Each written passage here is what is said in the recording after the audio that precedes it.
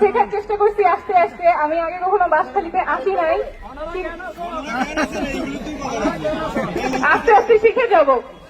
আপনাদের বাঁশখালীর অনেক কৃতি সন্তান এনসিপিতে আছে, বাঁশখালী নিয়ে অনেক ভালো ভালো কথা শুনছি এবং আস্তে আস্তে দেখলাম বাঁশখালী প্রাকৃতিক ভাবে এত সুন্দর, সেজন্যই বোধহয় বাঁশখালীর মানুষও খুব সুন্দর।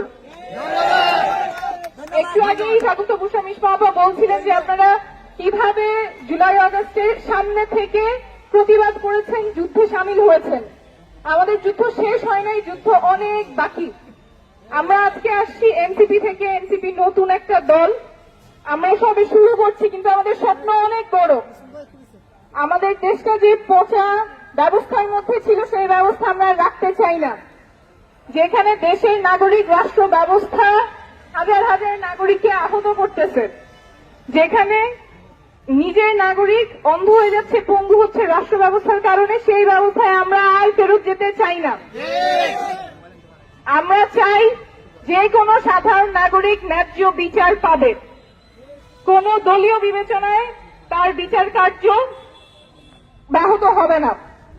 আমরা চাই আমাদের নতুন বাংলাদেশে শিক্ষা স্বাস্থ্য কোনো পণ্যে পরিণত হবে না, সবাই সুশিক্ষার অধিকার রাখে, পকেটে টাকার অভাবে কেউ চিকিৎসার অভাব ভোগ করবে না, সবার জন্য সুচিকিৎসা নিশ্চিত হবে।